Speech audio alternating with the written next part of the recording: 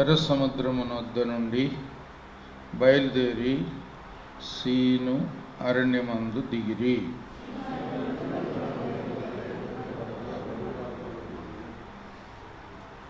దోపకాలో నుండి బయలుదేరి అలూషులో దిగిరి.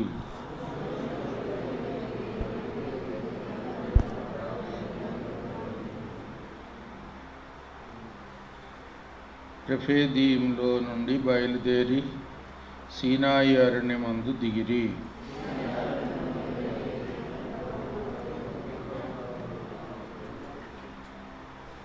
కిబ్రోతు హత్తావాలో నుండి బయలుదేరి హజేరోతులో దిగిరి.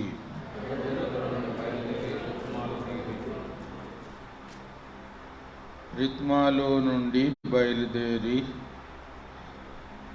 రిమ్మోను పారెస్లో దిగిరి.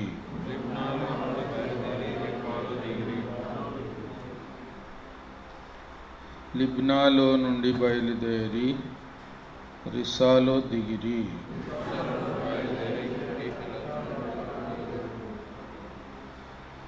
కెహెలతాలో నుండి బయలుదేరి షాపేరు కొండనొద్ద దిగిరి.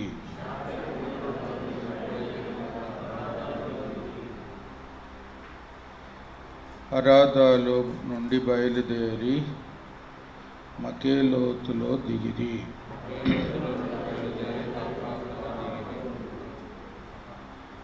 తాహతులో నుండి బయలుదేరి తారహులో దిగిరి.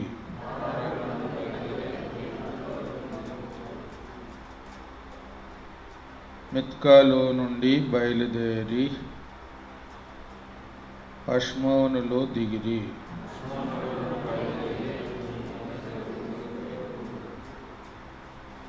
మెసేరోతులో నుండి బయలుదేరి బెనేయాకానులో దిగిరి.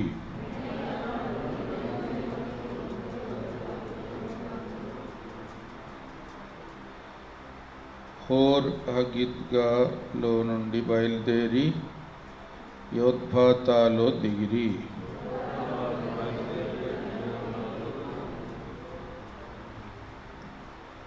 ఎబ్రానోలు నుండి బయలుదేరి ఎసోన్గెబెరులో దిగిరి.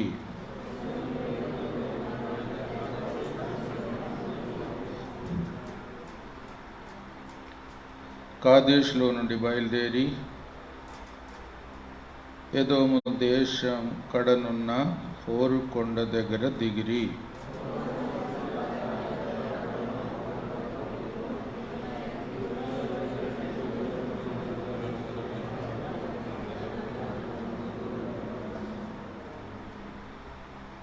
అహరోను 123 ఏండ్లు ఏడుగలవాడై హోరు కొండ మీద మృతి పొందెను.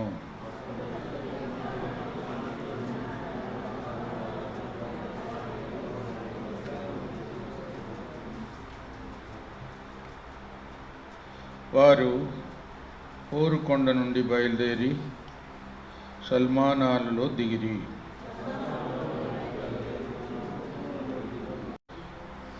ఈ అబారీములో అల్మోను దిబులా తాయిములో నుండి బయలుదేరి నెబో ఎదుటి అబారీము కొండల్లో దిగిరి.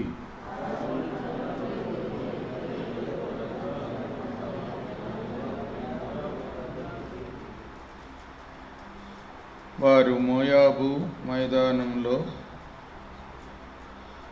బెత్యేషీమోతు మొదలుకొని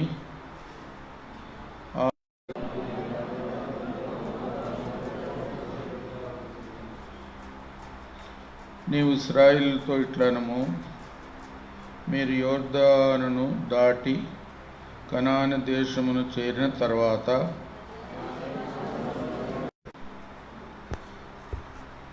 ఆ దేశమును స్వాధీనపరుచుకొని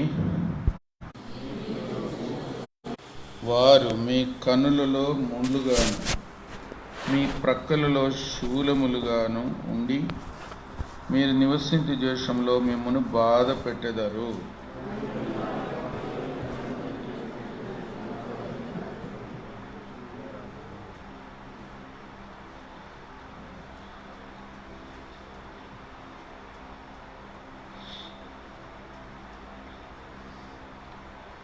ఇశ్రాయేలు చేసిన ప్రయాణం.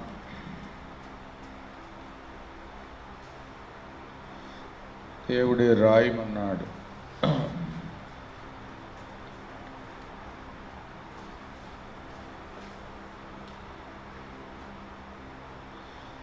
మూడవ వచనం,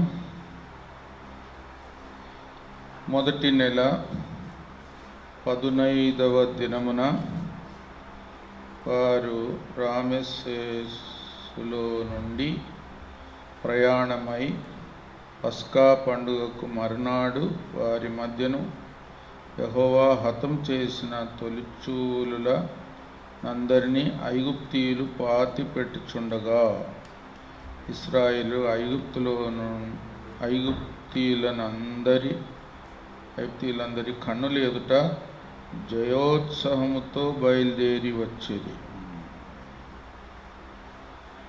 జయోత్సవముతో బయలుదేరి వచ్చేది.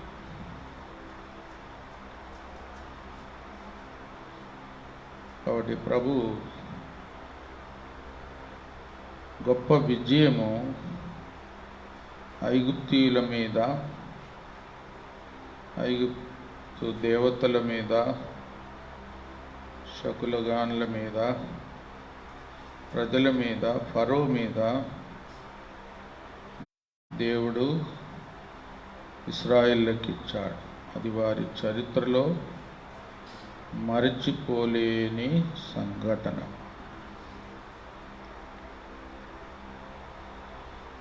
కాబట్టి ఒక విధంగా చరిత్రలోనే రుజువు అయిపోయింది, యెహోవా దేవుడే నిజమైన దేవుడు.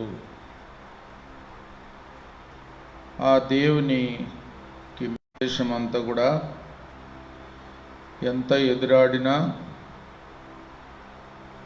ఎంత పట్టుబట్టినా, వారెంత కఠినంగా ఉండినా, ఎన్నోసార్లు మనసు మార్చుకున్న ఫరో ఆయన చివరికి లోబడేటట్టు దేవుడు చేశాడు. అప్పటికే ఐగుప్తు దేశం సగం నాశనం అయిపోయింది. ఇంకా పూర్తిగా నాశనం కాకుండా ఇశ్రాయేలును పోనిస్తాము అని ప్రజలే రాజు దగ్గర వచ్చి బ్రతిమలాడారు. రాజు కూడా మధ్య మధ్యలో పాపం, నేను కూడా పాపం చేశానని అంటాడు, కానీ మళ్ళీ కఠినం చేసుకుంటాడు. ఎంతైనా దేవుడు వారిని అణగదొక్కాడు, భయపెట్టాడు. వారి శక్తికి, వారి అధికారానికి మించిన దేవుడు యెహోవా దేవుడని రుజువు అయిపోయింది. ఇంకా ఇశ్రాయేలు దేశముతో ఎవరు కానీ ఎదిరించడానికి కానీ పోరాడడానికి కానీ ఇంకా రాకూడదు చరిత్రలో. అలాంటి కార్యం దేవుడు చేశాడు. అంత గొప్ప దేశము ఐగుప్తు దేశమే ఓడిపోతే ఇంకా కనాను దేశంలో చిన్న చిన్న దేశాలు ఇశ్రాయేలుని ఎదిరిస్తారా? యుద్ధానికి బయలుదేరుతారా? బయలుదేరకూడదు. కాబట్టి అందరికీ బుద్ధి చెప్పాడు, లోకానికే బుద్ధి చెప్పాడు, లోకమంతటికి తను తాను బయలుపరుచుకున్నాడు. కాబట్టి అది గొప్ప సంఘటన. విజయోత్సవముతో వారు బయటికి వచ్చారు.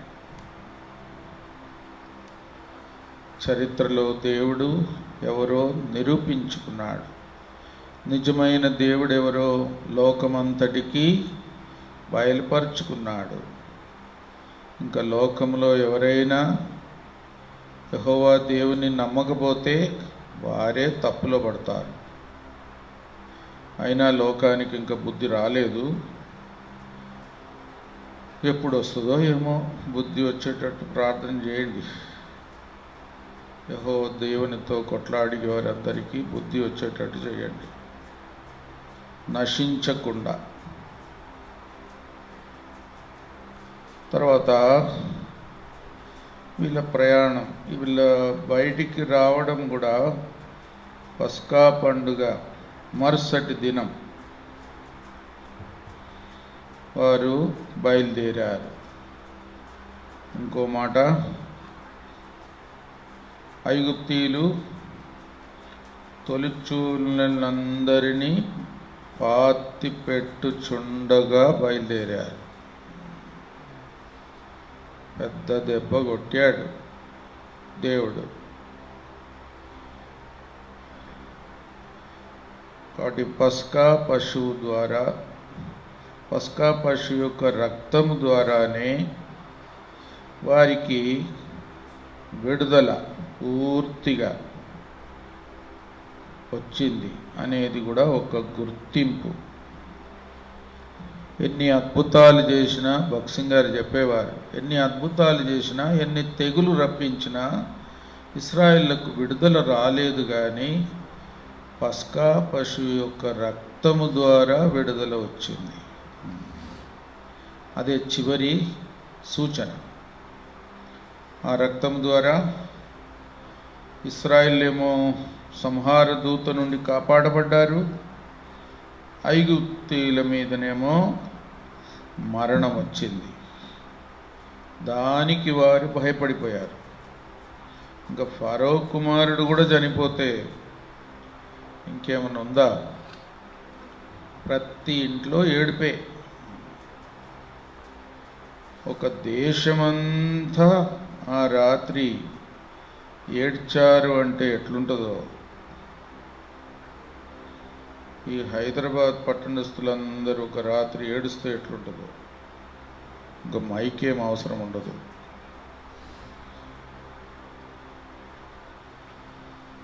దేశమంతా ఏడ్చారు. కాబట్టి ఆ రాత్రి మరువకూడని రాత్రి. దేవుడు తీర్పు తీర్చాడు, దేవుడు విడుదల ఇచ్చాడు, దేవుడు తీర్పు తీర్చాడు, సంహరించాడు తొలిచూలిన పుట్టిన వారందరినీ. మరి పస్కా పశువు రక్తం, యేసు ప్రభు వారి యొక్క రక్తము ద్వారా మానవులకు ఉండే విడుదల లోకానికి దేవుడు సిద్ధపరిచిన విడుదల ఎంత గొప్పది అని. పాపము నుండి విడుదల, సైతాని యొక్క బంధకాల నుండి విడుదల, పాపపు శిక్ష నుండి విడుదల, మరణము నుండి విడుదల, పాతాళము నుండి విడుదల, ఈ క్షయమైన స్థితి నుండి విడుదల, నిత్య జీవానికి ప్రవేశము, అక్షయతలోనికి ప్రవేశించే ఆ గొప్ప విమోచనం యేసుప్రభు రక్తము ద్వారా, మరణం ద్వారా మనకిచ్చాడు. దాన్ని మనం ఇంకా ధ్యానించుకోవాలి. మనకు కలిగిన రక్షణ ఎలాగొచ్చింది, ఎంత క్రయముతో వచ్చింది, ఎంత శక్తితో వచ్చింది. ఇక్కడ దేవుని శక్తి సంపూర్ణంగా బయలుపరిచాడు.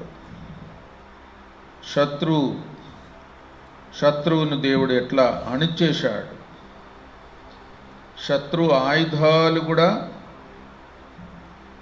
పడగొట్టాడు, శత్రువును నిరాయుధులుగా చేశాడు. ఆ మాట చదువుతారా?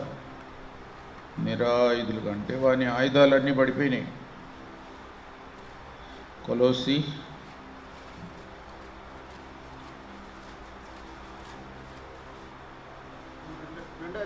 2వ అధ్యాయం 13-15 చదవండి. మరియు అపరాధములను శరీరమందు సున్నతి పొందక ఉండుట వలనను మీరు మృతులై ఉండగా దేవుడు వ్రాతరూపకమైన ఆజ్ఞల వలన మన మీద రుణముగాను మనకు విరోధముగాను ఉండిన పత్రమును పత్రమును కొట్టివేసి దాని మీద చేవ్రాతను తుడిచివేసి మనకు మనకు అడ్డం లేకుండా దానిని ఎత్తివేసి మన అపరాధములన్నిటిని క్షమించి ఆయనతో కూడా మిమ్మల్ని జీవింప చేశాను. ఆయన ప్రధానులను అధికారులను నిరాయుధులనుగా చేసి శిలువ చేత జయోత్సవంతో వారిని పట్టి తెచ్చి బాహాటముగా వేడుకకు కనపరచారు. ఒక విధంగా ఈ విజయాన్ని ఇంకా మనం సంపూర్ణంగా అనుభవించేది ఉంది అనేది కూడా ఒక సవాలు. యేసు ప్రభువారు తన మరణం ద్వారా, రక్తము ద్వారా మనకు అనుగ్రహించిన విజయం, విడుదల, విమోచన, స్వాతంత్ర్యం, శత్రువును పూర్తిగా తలను చితుక కొట్టేశాడు. ఇంకా వానికి ఎంతమాత్రం బలం లేదు, ప్రవేశం లేదు, అధికారం లేదు, హక్కు లేదు, అసలు తల ఎత్తకూడదు. మరి చూసి ఉంటారు, పామును చంపినా కూడా తోక పడుతూ ఉంటుంది చాలాసేపు. అంతే, సైతాన్ చేసే పనులన్నీ అంతే. తల చిత్తు కొట్టబడింది కానీ తోక మాత్రం, ఆ తోక ఎందుకో, తోకలో జీవం ఉంటుందా ఏంటి, ఏదో ఆడుతుంటుంది, తోక మాత్రం కదులుతూనే ఉంటుంది. అట్లా అనుకోవాలి. సరే, తోక ఆడేది చూసి కొంతమంది ఇంకా పాముకు ప్రాణం ఉందనుకుంటున్నారు, భయపడతారు. తోకను చూసి భయపడే వాళ్ళకు కాబట్టి అలాగుంటుంది. సైతాను క్రియలు కూడా అంతే. అందుకే ధైర్యం ఉండాలా, ధైర్యం చెప్పాలి. ప్రభు ఇచ్చిన విమోచన,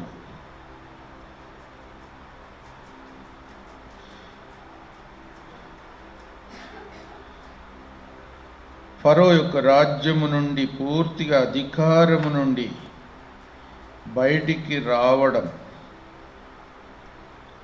అది కూడా పూర్తిగా మనకు సాతాను అధికారము నుండి, సాతాను యొక్క ప్రభావము నుండి దేవుడు మనలను బయటికి తెచ్చాడు. అది మనం ఎన్నడూ మర్చిపోకూడదు. ఒకప్పుడు సాతాను సంబంధమైన, అధికార సంబంధమైన రాజ్యములో ఉంటిమి. ఇప్పుడు దేవుని కుమారుని రాజ్యములోనికి వచ్చాం. ఆ మాట కూడా చదువుతారా? కొలొస్సీలోనే ఉంది, 1వ అధ్యాయం 13-14 చదవండి. ఆయన మనలను అంధకార సంబంధమైన అధికారంలో నుండి విడుదల తాను ప్రేమించిన తన కుమారుని యొక్క రాజ్య నివాసులుగా చేసెను. కుమారుని యొక్క రాజ్య నివాసులుగా చేశాడు. అంధకార సంబంధమైన అధికారం నుండి విడిపించాడు. కాబట్టి ఇప్పుడు సాతాను అధికారము మన మీద లేదు. దేవుని మూలముగా పుట్టినవాడు పాపం చేయడు. దేవుని మూలముగా పుట్టినవాడు తను తాను భద్రం చేసుకొనును, దుష్టుడు వారిని ముట్టడు. ఒక విధంగా దాన్ని మనం ఎల్లప్పుడూ అనుభవించాలి. సంపూర్ణంగా ఇతరులు కూడా అనుభవించేటట్టు సహాయపడాలి. పస్కా పశువు రక్తము ద్వారా ఐగుప్తు నుండి ఇశ్రాయేలుకు వచ్చిన పూర్తి విజయం, విడుదల. ఇంకా ఫరో యొక్క ప్రభావం లేదు, అధికారం లేదు, బెదిరింపులు లేవు, ఒత్తిడి లేదు, దాసత్వం లేదు. అది పూర్తి విజయానికి గుర్తుగా ఉంది. ఇశ్రాయేలు ప్రయాణం అంతా కూడా ఈ అధ్యాయంలో ఉంది. మెట్టున సంఖ్యాకాండం 33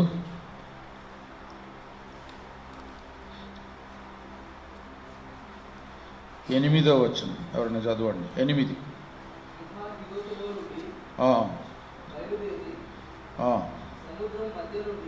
సముద్రం మధ్య నుండి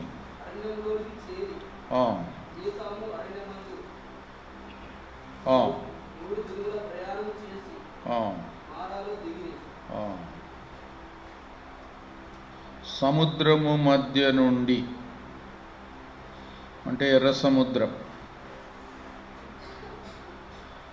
ఫరో రాజుకు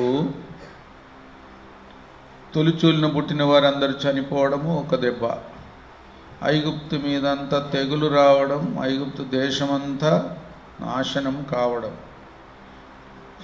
ఇప్పుడు ఎందుకో ఫరో రాజు మరలా ఇశ్రాయేలును తరుమడానికి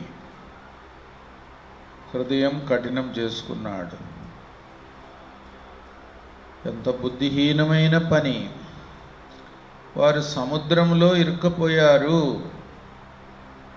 ఇప్పుడు వారు దాటలేరు, ఇప్పుడు వారిని తరుముదాము. అరణ్యములో వారు ఇంకా ఎటు పోలేరు, సముద్రం ముందుంది కాబట్టి వారిని పట్టుకొని వస్తాము మళ్ళీ అని తీర్మానం. కఠిన హృదయం. ఒక విధంగా ఫరో యొక్క బుద్ధిహీనత కూడా ఎంతో గొప్పది. కఠిన హృదయం. ఇశ్రాయేలును కష్టపడి ఇన్ని కష్టాలు తెచ్చుకున్నాడే, అవన్నీ మర్చిపోయాడా?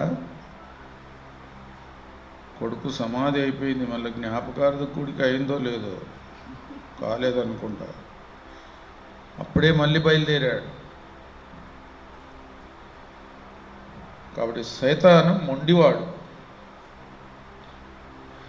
సైతాను దేవుని ప్రజలను ఎప్పుడైనా వెంటాడడానికి ప్రయత్నం చేస్తుంటాడు, బెదిరించడానికి ప్రయత్నం చేస్తాడు.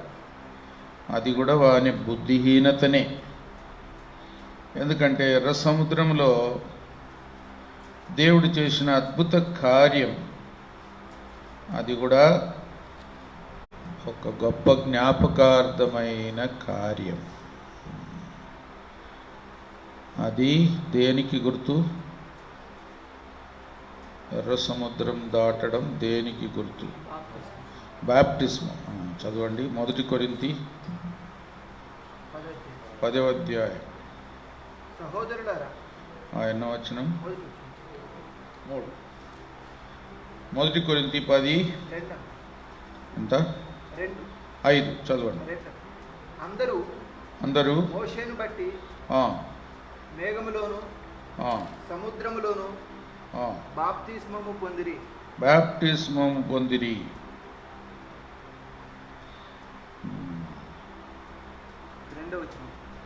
రెండవ వచనం. మోషేను బట్టి మేఘములోను సముద్రములోను బాప్టిస్మము పొందిరి. ఒక విధంగా బాప్టిజం పొందిన తర్వాత విశ్వాసులు స్థిరపడతారు. అది కూడా ఒక గొప్ప అనుభవం. అందుకే బాప్టిజం, మారు మనసు, దేవుని అందలి విశ్వాసము, బాప్టిస్మము, తర్వాత హస్త నిక్షేపణమును, మృతుల పునరుద్ధానమును, నిత్యమైన తీర్పు అను పునాది.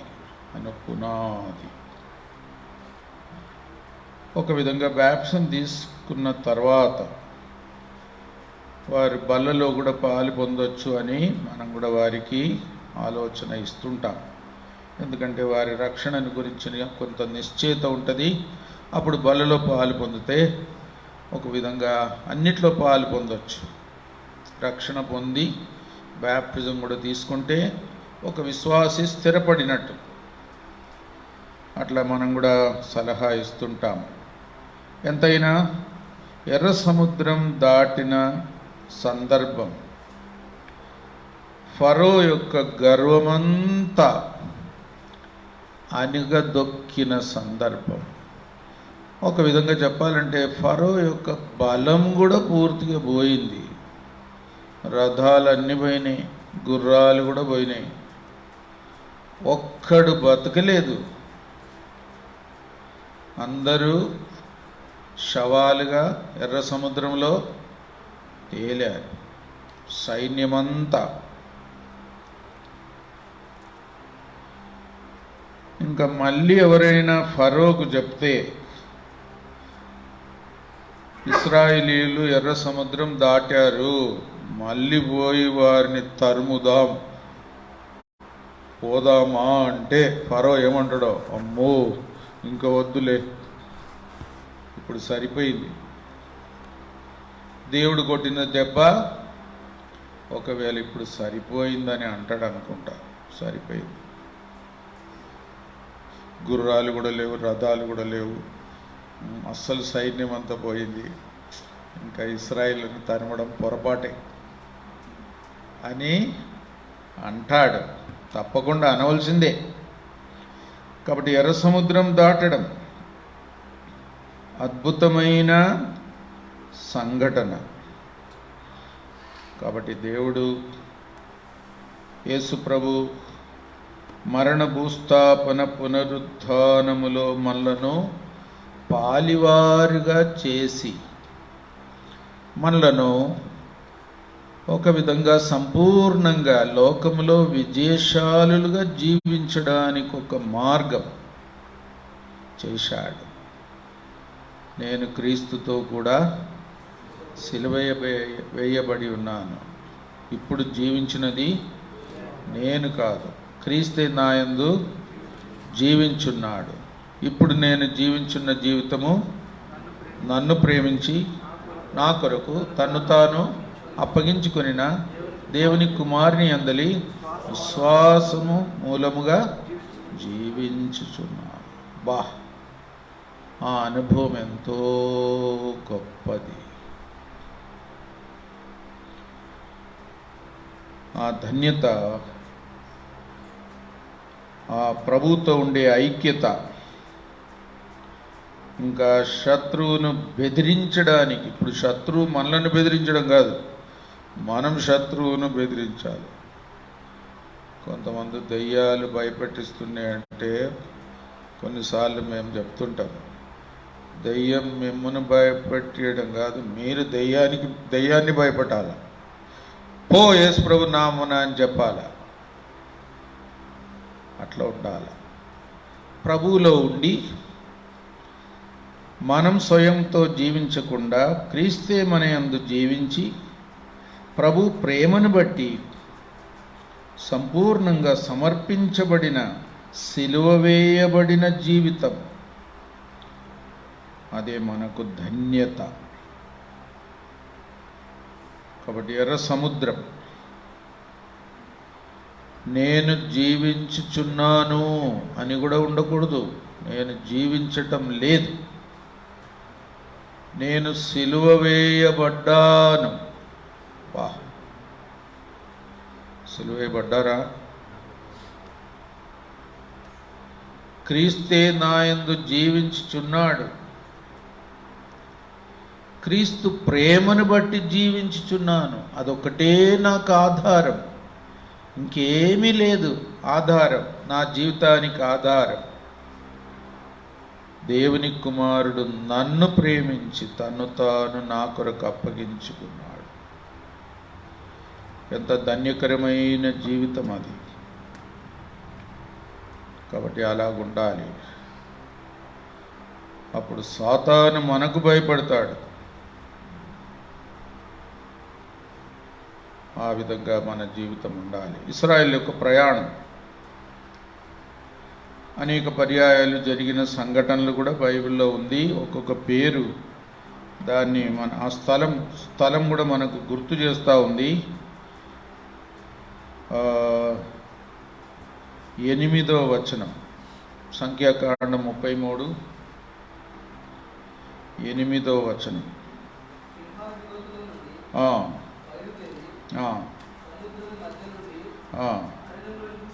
చేరి ఏతాము అరణ్యమందు చేసి మారాలో దిగిరి. మారాలో నుండి బయలుదేరి, సరే, మారా అంటే చేదు. నయోమి అంటే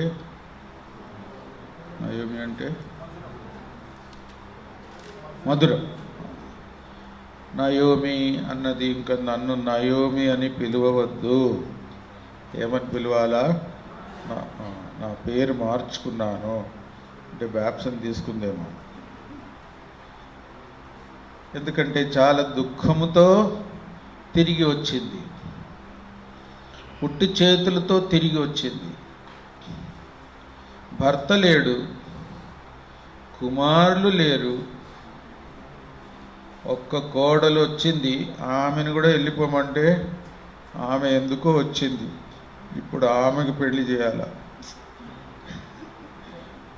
ఎవరు చేసుకుంటారబ్బా? ఎన్ని సమస్యలతో వచ్చింది, దుఃఖముతో వచ్చింది, చేదైన అనుభవంతో వచ్చింది. కానీ దేవుడు కోడలు ద్వారా అద్భుతం చేశాడు. అదే మారాను దేవుడు తీయటి అనుభవంగా చేస్తాడు. యేసు ప్రభు ద్వారా ప్రతి చేదైన సందర్భమును కూడా దేవుడు మధురమైన సందర్భంగా మార్చగలడు అనేది మనం గుర్తుంచుకోవాలి. ఏమైనా సరే ప్రభువుకు అప్పగించాలి, ప్రభు యొక్క సిలువను అన్వయించుకోవాలి. ప్రభు యొక్క మరణం ద్వారా సైతాను చేసే కార్యములన్నీ లయమైపోతుంది. దుఃఖకరమైన సందర్భాన్ని దేవుడు సంతోషకరమైనదిగా మారుస్తాడు, ఆదరణగా చేస్తాడు, ఆదుకుంటాడు, నష్టపోయినదంతా సమకూరుస్తాడు.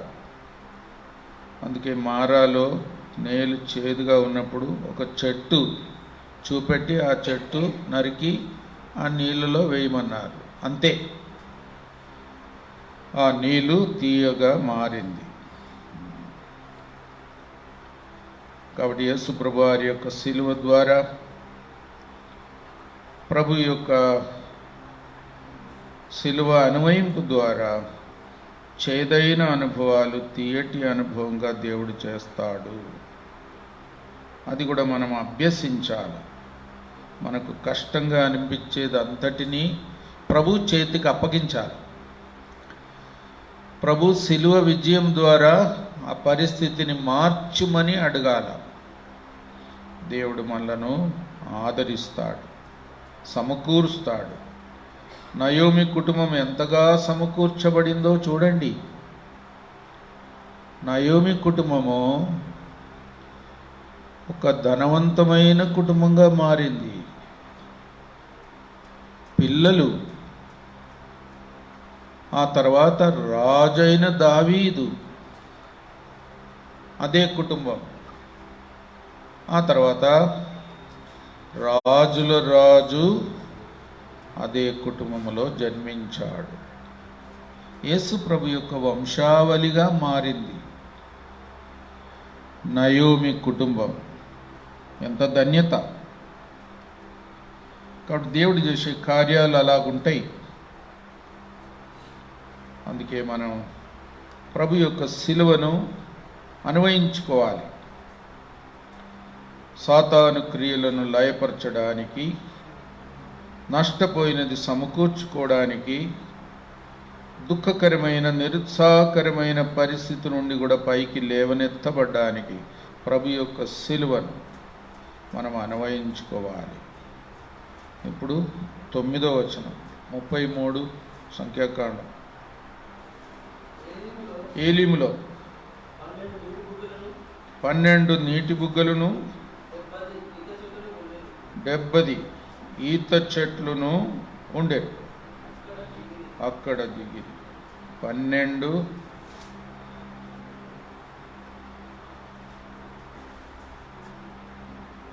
నీటి బుగ్గలు, 70 ఈత చెట్లు. ప్రభువే మనకు నిత్య జీవపు ఊటై ఉన్నాడు. మన ఊటలన్నీ ఆయన యందే ఉంది. ఆ మాట చెప్తారా? మన ఊటలన్నీ ప్రభువునందు ఉంది. కీర్తనలు ఎవరికైనా గుర్తుంటే చెప్పండి. మన ఊటలన్నీ ప్రభువునందే ఉంది.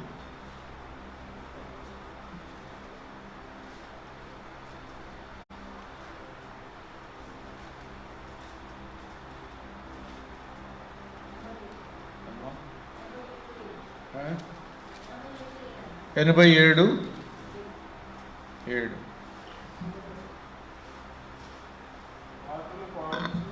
పాటలు పాడుచు వాద్యములు వాయించు మా ఊటలన్నీ నీ అందే ఉన్నవని వారందరూ. మా ఊటలన్నీ నీ అందే ఉంది. మన జీవితమును కూడా నీటి ఊటల వలె చేస్తాడు అని ఉంది. ఎంత గొప్ప మాట. మీ ఎముకలను బలపరుస్తాను,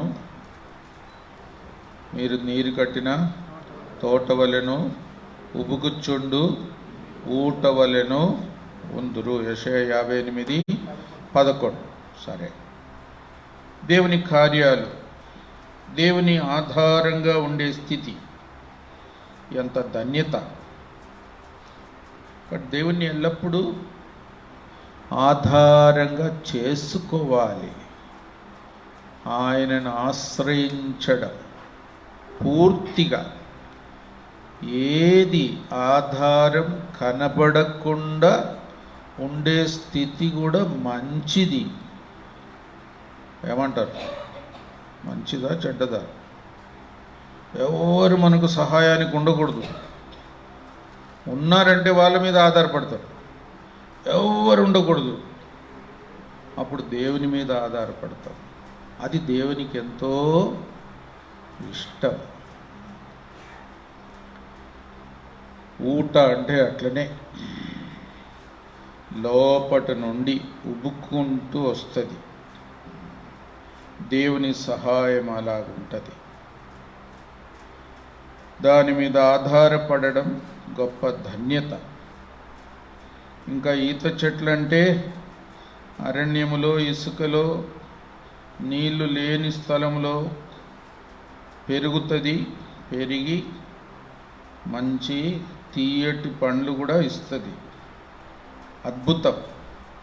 ఎందుకంటే దాని వేరు, చెట్టు ఎంత పైకి పెరిగితే వేరు అంత కిందికి తన్నుకుంటూ పోతుంది. దాని స్వభావం అది. ఆ చెట్టు పెరిగే విధానం అది. ఎంత పైకి పెరిగితే వేరు కూడా అంత లోతుగా ఉంటుంది, సరి సమానంగా ఉంటుంది. అందుకే ఆ చెట్టు అరణ్యములో కూడా పెరుగుతుంది. నీతిమంతుల జీవితం అది. కాబట్టి మనకు జాగ్రత్త. బయటికి కనపరుచుకునేది కొంచెం తక్కువైనా పర్లేదు, లోపట గట్టి విశ్వాసం ఉండాలి. ప్రభువుతో ఉండే సంబంధం, సహవాసం, ప్రేమ, ప్రభు మీద ఉన్న ఆశ, మక్కువ, అది లోతుగా ఉండాలి. బయటికి కనబడేది కొంచెం తక్కువ చేసుకుంటే మంచిది. లోపలికి ఉండేదే అసలై. నీతిమంతుల జీవితం అలాగుంటుంది.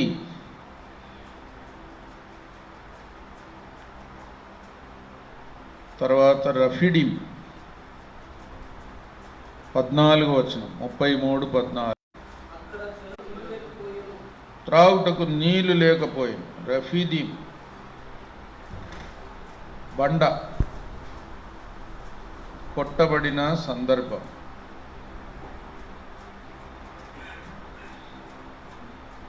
మోషేని దేవుడు కర్ర తీసుకొని బండను కొట్టుమన్నాడు.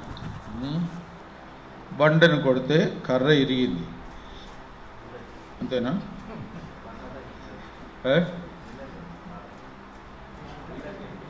నీళ్ళు వచ్చినాయా? సరే, బండ ఇరిగింది. అంతే కదా. అంటే ఆశ్చర్యంగా ఉంది. కర్ర ఇరిగిందంటే అది నిజంగా నమ్మొచ్చు. పెద్ద బండను కర్ర తీసుకొని కొడితే కర్ర ఇరిగింది, కానీ ఇక్కడ అట్లా లేదు. బండ ఇరిగింది, బండ పగిలింది. యేసుప్రభు వారి యొక్క మరణము అసలు ఎవరు అర్థం చేసుకోలేని విషయం. అయినా యేసుప్రభు ఎట్లా మరణిస్తాడబ్బా? యేసుప్రభుని ఎవరు చంపగలరు? లోకనాథులు,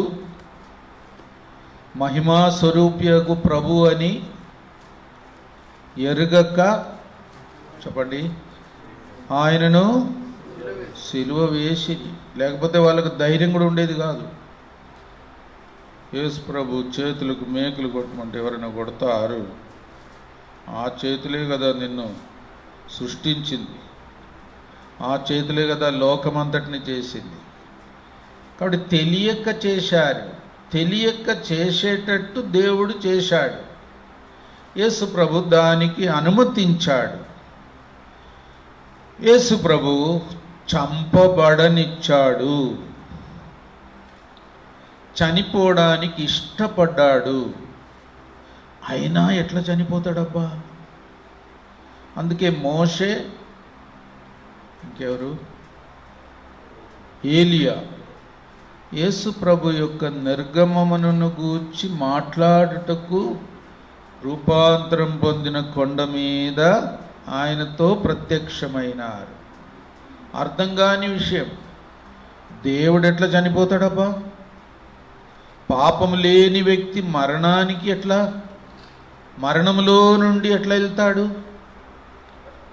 ఆయన మరణించడం అసాధ్యం.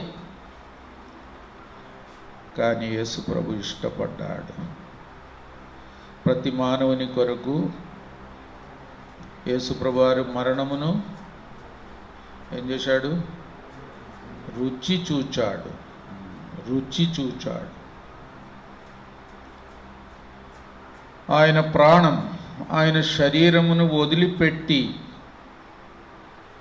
3 రోజులు ఉండడం, ఆ ప్రాణం పాతాళానికి దిగిపోవడం, అక్కడున్న ఆత్మల దగ్గరికి పోయి, ఇదిగో నేను మీ కొరకు విమోచన క్రయం చెల్లించాను, మీకు విడుదల వచ్చేసింది, రండి అంటే అందరూ బయలుదేరారు.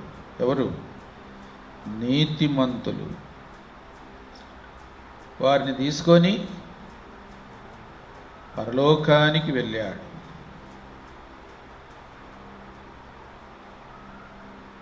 ప్రభు చేసిన కార్యం ఏదో మరణించాడు అని అంటాం, కానీ ఆ మరణమే ఒక అద్భుతం. ఆ మరణం ద్వారా సాధించిన కార్యం కూడా మన ఊహకు మించినది. పాతాళమునే జయించాడు. మరణమును జయించడం మాత్రమే కాదు, సాతాను జయించాడు, మరణమును జయించాడు, క్షయతను జయించాడు, నిత్య జీవమును వెలుగులోనికి తెచ్చాడు. నిత్య జీవం ఒక్కటే కాదు, అక్షయతను. ఇప్పుడు మనకు దేవుడు అక్షయత కొరకు మార్గం తెరిచాడు, తలుపు తీశాడు. యేసు ప్రభు మరణం, బండగొట్టబడినప్పుడు నీళ్లు ఉబుకుచూ వచ్చి ఇశ్రాయేలు దాహమంతా తీర్చిన రీతిగా దేవుడు మన అవసరతలన్నీ తీర్చాడు, మన దాహం తీర్చాడు. మనిషిలో ఒక ఖాళీ స్థలం ఉంటుంది మన లోపట. భక్సింగ్ గారు అలాగ చెప్పేవారు. ఆ ఖాళీ స్థలాన్ని దేవుడు తప్ప ఎవరు నింపలేరు. దాన్ని ఏదో ఒక విధంగా నింపడానికి లోకస్తులు, మనుషులు, అవిశ్వాసులు ఎల్లప్పుడూ ఏదో ఒక ప్రయత్నం చేస్తూనే ఉంటారు. ఏదో ఒకటి ఆశ పెట్టుకొని దాన్ని వెంటాడుతుంటారు. కానీ ఎవరు నింపలేని ఖాళీ స్థలం మన లోపట యేసు ప్రభు వచ్చి నింపితే తప్ప అది ఖాళీగానే ఉంటుంది. అందుకే రక్షణ పొందని వ్యక్తికి ఎప్పుడు ఏదో పోగొట్టుకున్నట్టే ఉంటుంది. తానెప్పుడు కూడా ఒంటరిగా ఉన్నట్టే ఉంటుంది. ఏదో ఒక సందేహము, భయము, నిరాశగా ఉంటుంది. ఎన్నడూ తృప్తి చెందలేడు. యేసు ప్రభువారిని తన హృదయంలో చేర్చుకునేదాకా. ఎంత ఘోరమైన స్థితి లోకస్తులదో ఊహించండి. వాళ్ళకు డబ్బులు ఉండొచ్చు, మోటార్లు ఉండొచ్చు, ఇంకా కావాలంటే విమానం కూడా ఉండొచ్చు, కానీ హృదయాంతరంగములో ఖాళీ. నాకెవ్వరు లేరు, నాకు ఈ లోకంలో ఏది లేదు, నేను సమస్తం పోగొట్టుకుంటాను, ఒకరోజు నా ప్రాణం కూడా విడుస్తాను, ఆ తర్వాత నా గతి ఏమవుతుందో అనే భయముతోనే బతుకుతారు. ఎంత తిన్నా, ఎంత ఉన్నా, ఎంత సంపాదించినా, ఎంత పెద్ద కుటుంబం ఉన్నా ఇదే గతి, ఖాళీ. యేసు ప్రభువారు ఆ ఖాళీ స్థలాన్ని నింపి మనకు నెమ్మది ఇచ్చాడు, తృప్తినిచ్చాడు. నాకెవరు లేకపోయినా నాకు దేవుడు దొరికాడు. నేను ఈ లోకంలో ఉన్నది అన్నీ పోగొట్టుకున్నా, నేను దానికంటే 100 రెట్లు మరలా సంపాదించుకుంటాను. నేనిప్పుడు సంతోషంగా ఉన్నాను, తృప్తిగా ఉన్నాను. నేను ఇంకా అసలైంది ఎన్నడూ పోగొట్టుకోను. నాకు దేవుడే దొరికాడు, దేవుని యందు సమస్తము దొరికింది అని ఒక తృప్తి ఉంటుంది. ఎంత ధన్యకరమైన అనుభవం. బండ కొట్టబడి, బండ పగిలి, దానిలో నుండి నీరు త్రాగి తృప్తి చెందడం. ఎన్నో అనుభవాలు ఇశ్రాయేలుకు దేవుడు ఇచ్చాడు. అవన్నీ మనము ఇప్పుడు ఆత్మీయంగా అనుభవిస్తున్నాం. అందుకే దేవునికి ఎంతో కృతజ్ఞులుగా ఉండాలి. యోర్దాన్ నది దాటేది కూడా గొప్ప అనుభవం. యోర్దాన్ నది నీళ్ళు ఏమైంది? ఎర్ర సముద్రం నీళ్ళేమో 2గా పాయలైంది. యోర్దాన్ నది నీళ్ళు కుప్పగా నిలిచిపోయింది. నీళ్ళు ఎక్కడన్నా కుప్పగా నిలుస్తుంది అంటే భయపడిపోయింది. మందసం, దేవుని సన్నిధి వారితో ఉన్నది అని నీళ్లు కూడా భయపడిపోయింది, ఆగిపోయింది. ఒక విధంగా దేవుని సన్నిధి వారితో ఉండడం ఎంత గొప్ప ఆధిక్యత. దేవుడు మనతో ఉండడం, మన మధ్యలో ఉండడం, మన హృదయంలో ఉండడం, మన మధ్యలో సంచరించడం, ఇంకా దానికంటే మించిన ధన్యత మరి ఒకటి లేదు.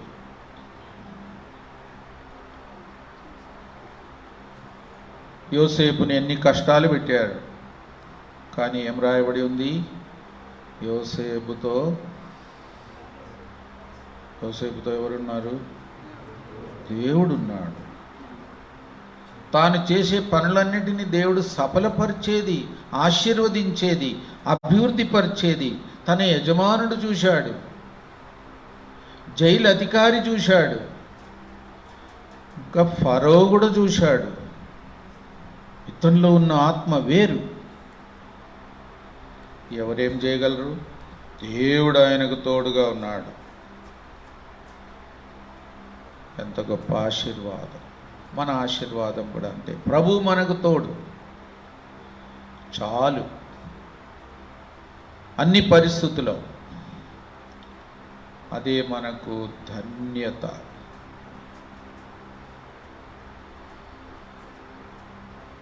చివరిగా ఒక మాట చదువుదాం. 2 సమూయేలు 5:10 దావీదు రాజు గురించిన మాట.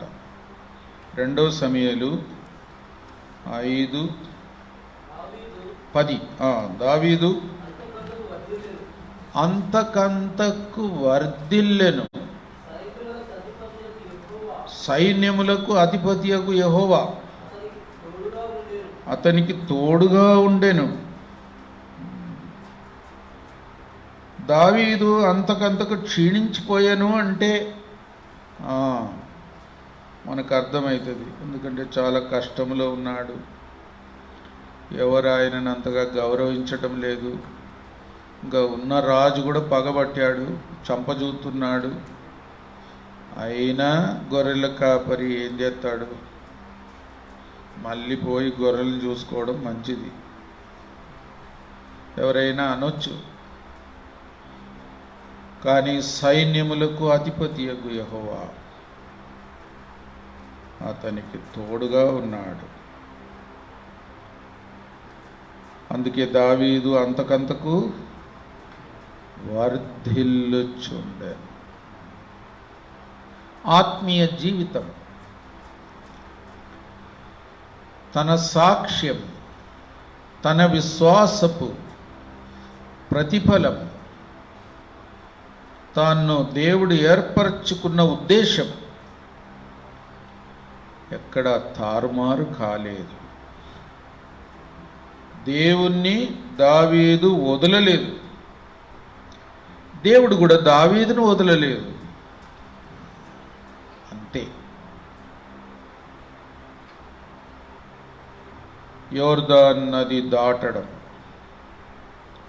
ఒక విధంగా ఇశ్రాయేలుకు దేవుడు తోడుగా ఉన్నాడు అని, మందసం మోసుకొని పోతున్నారు అని, దైవ క్రమంలోనే యాజకులు దాన్ని భుజం మీద మోసుకొని పోతున్నారు, ముందు నిలబడ్డారు. వారి అరికాలు యోర్దాను నది నీళ్లకు తాకగానే నీళ్లు నిలిచిపోయింది, ఆగిపోయింది.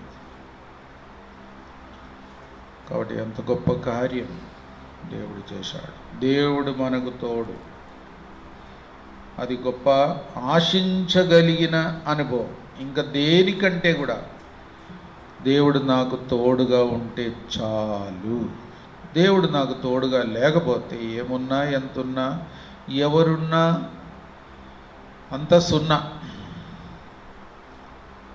అట్లా మనము పరిగణించాలి. ప్రభువు మనకు తోడుగా ఉంది. కష్టమైనా పర్లేదు. ఎన్ని శోధనలో నుండి పోయాడు యోసేపు, ఎన్ని బాధల్లో నుండి, ఎంతమంది శత్రువులు తరిమారు దావీదు రాజు.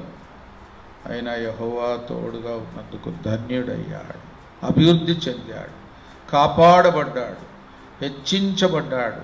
దేవుని ఉద్దేశ ప్రకారం తన జీవితంలో సేవను ముగించాడు.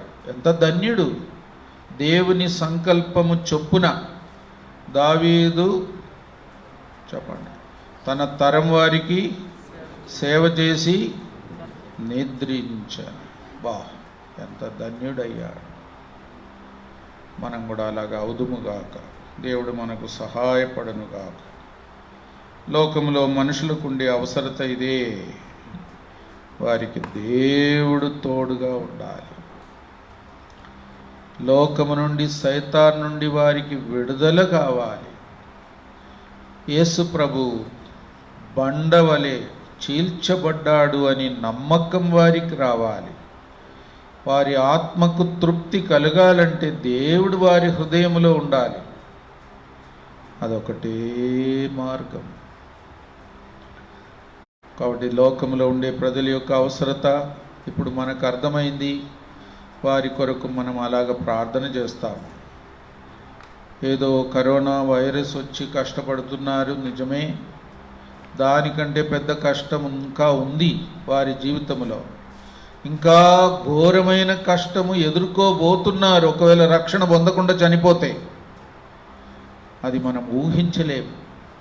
దాన్ని గురించిన బాధ భారం మనకుండి అనేక దేశాల కొరకు, మన దేశస్థుల కొరకు, రక్షణ లేని ప్రజల కొరకు ఈ కష్ట సమయాల్లో వారు దేవుణ్ణి, యేసుప్రభు వారిని అంగీకరించి రక్షణ పొందేటట్టు మనం వారి కొరకు ప్రార్థన చేస్తాం. మరి బీబీఎస్ స్పెషల్ క్లాసు ఈ దినము రేపు కూడా ఉంటుంది. రేపు చివరి రోజు ప్రార్థన చేయండి. ఆదివారం పరిచర్య కొరకు ప్రార్థన చేయండి. ఈరోజు సిస్టర్స్ మీటింగ్ కూడా సాయంకాలం